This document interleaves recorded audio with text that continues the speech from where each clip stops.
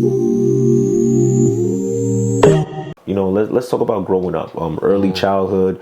You're from New Jersey, right? Mm-hmm. What was it like growing up out here and all that? What was that like? I'm from Englewood, New Jersey, Lafayette and Tejan Avenue, dead end block, 4th Ward. It's a kind of a working class neighborhood in what would be considered like the suburbs, you know, of New York. Yeah. It's about 10 minutes over the bridge from Washington Heights. Patterson is a little further down Route 4. We got Hackensack. It's next to Teaneck, which is a little bit, but Englewood is actually an affluent kind of town as a whole, you know what I'm saying? Okay. But the area of like where I'm from is like, you know, the 80s, crack, you know what I'm saying? It was like, I used to, you know, just see puddles of like, I got a whooping one time for playing with the little tops because they were so colorful, little plastic bottles. So I would take them and try to like make little things out of them. And one time my mom's son beat the shit out of me. I didn't know, you know what I mean? I'm a little kid, but I grew up in that, you know what I'm saying? Where it was really like all of my neighbors was fiends, you know what I'm saying? My uncle in and out of prison, you know what I mean? I found my first gun in Denton Park when I was like 8 or 9 years old. Yeah. It wound up being used in a shooting, and when I gave it to my mom, because I was scared to get my ass whooped if she ever found it. Yeah, of course. Right? So I tried to act like I had just found it and gave it to her after I was hiding it, taking it around with me, having it in my book bag, feeling like, yeah, I could kill somebody. You know what I'm saying? I'm 8.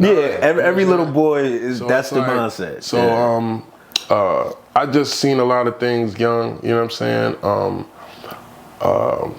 And I really got into making money young because my dad was a hustler. My dad had a paper route, a regular corporate job, and a security job.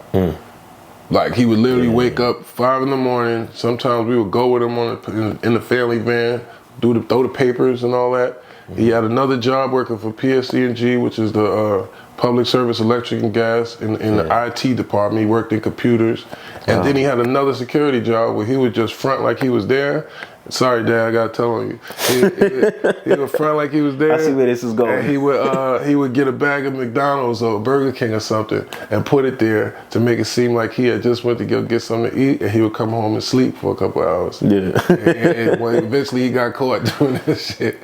But like, you know, my pops was like somebody that, and he was a hustler, an event hustler. You know what I'm saying? A thing where if it was a way to flip $1 into 2, he was gonna do it. So let's say it was, you know, the Puerto Rican Day Parade, stuff like that.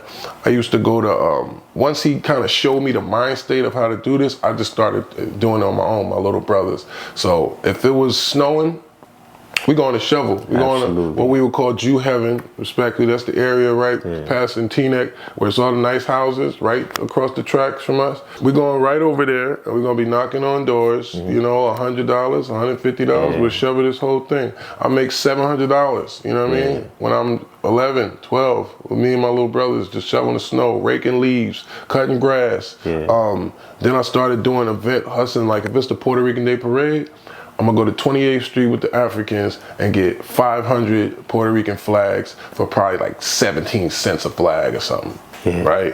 Then I'm gonna come up to 59th Street, or 96th Street, excuse me, where they gotta get off to get off the train because they shut the traffic down around there. Everybody gotta go through this train station to go to the parade, and we're gonna be sitting right there with the table, and we're gonna sell all these flags for $5.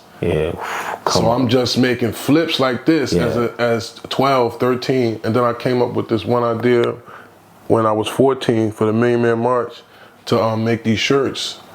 And I drew the shirt out and I brought it to my dad because I know he hustled, man. And I know if he think he gonna make some money, he gonna do it.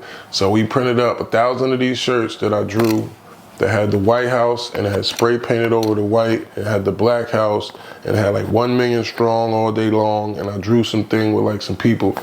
And we printed up 1,000 of them shirts and we made $25,000 that day. Wow. And I was 14 years old. I think I seen that. He kind of even showed you to sell water and all that. That was, word. You did your homework, I like that. So like my dad really showed me the hustle from the ground up. You know, like this is the way you take $1 and make 2. Gotcha. So I just took that and just ran with it. And you know, now 30 years later, I've probably done every type of hustle you could think of. Yeah, no, you that's know, what's up. I'm just good at a couple of them, so I stick to those.